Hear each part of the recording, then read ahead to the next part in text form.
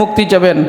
এরপরে রোজা রেখে আমরা কারোর সাথে ঝগড়া করব না, হট্টগোল করব না, মূর্খসুলভ আচরণ করব না, আমরা অনর্থক কথাবার্তা রোজা রেখে করব না। কেন?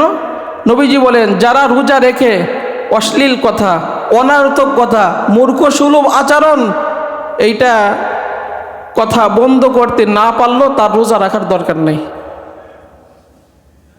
কিন্তু আমরা এই হাদিসটা কয়জন আমলে নিতে পারছি?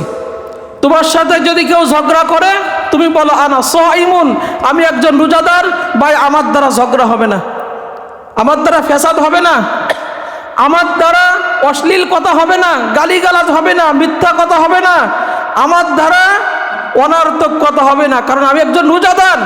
আর রোজা রেখে যদি আমি এইগুলো পরিহার করতে না পারি আমার রোজাই তো হবে না। কয়জন হিম্মত নিয়ে আপনারা বলতে পারেন যে হুজুর আজকে থেকে আমি এই রোজা রেখে কারোর সাথে ঝগড়া করবই না, শুধু ইফতারের সময় করব, এরকম বলবেন? তাই না? আমাকে অভ্যাস হয়ে গেছে এরকম। আর মসজিদে এসে ঠেলাঠেলি আমরা এরকম ঝগড়াঝাটি এগুলো আমরা করব। কিন্তু আপনি আপনার জায়গা থেকে স্যাক্রিফাইস করেন, একজনকে ছাড় দেন, এই রোজার বিনিময় এই যে ছাড় দিলেন, আপনার কাছ থেকে একটু স্যাক্রিফাইস করলেন, এই ধৈর্যের বিনিময় আল্লাহ আপনাকে জান্নাত দিবেন।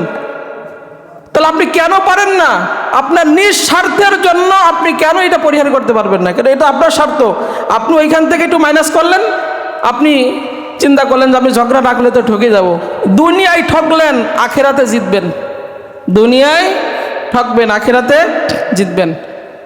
2 নম্বর নসিহত হলো গীবত করবেন না, মানুষের সমালোচনা। রোজা রেখে নবীর কাছে 2 জন অভিযোগ আসলো যে রোজা রেখে তাদের কষ্ট হচ্ছে।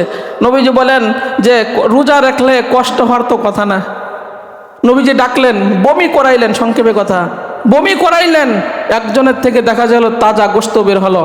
নবীজি বলেন ওই যে কোরআনে আসছে যে ওয়ালা একটা বাদুকুম বাদ আইয়ুহিব্বু আহাদুকুম আইয়াকুলা লাহমা আখি, যে তোমরা কি চাও এই যে গীবাত করলা মানে নিজের মরা ভাইয়ের গোশত খাইলা?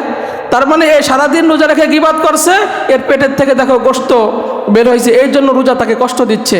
আর আরেকজনের কোনো গোশত কিছু বের হয় নাই, এমনি কষ্ট হচ্ছে। নবীজি বলেন এ রোজা রেখে মিথ্যা বলছে। তাহলে একজন রোজা রেখে মিথ্যা বলার কারণে রোজায় তাকে কষ্ট দিচ্ছে, আর একজন রোজার কষ্ট দিচ্ছে কি করার জন্য? গীবত করার জন্য। গীবতটা কি?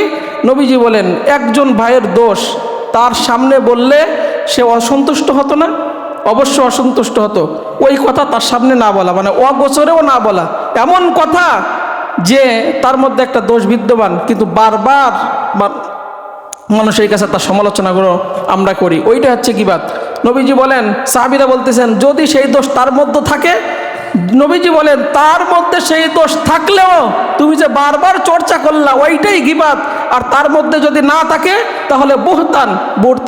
বুহতান অর্থ হচ্ছে মিথ্যা অপবাদ দিলা।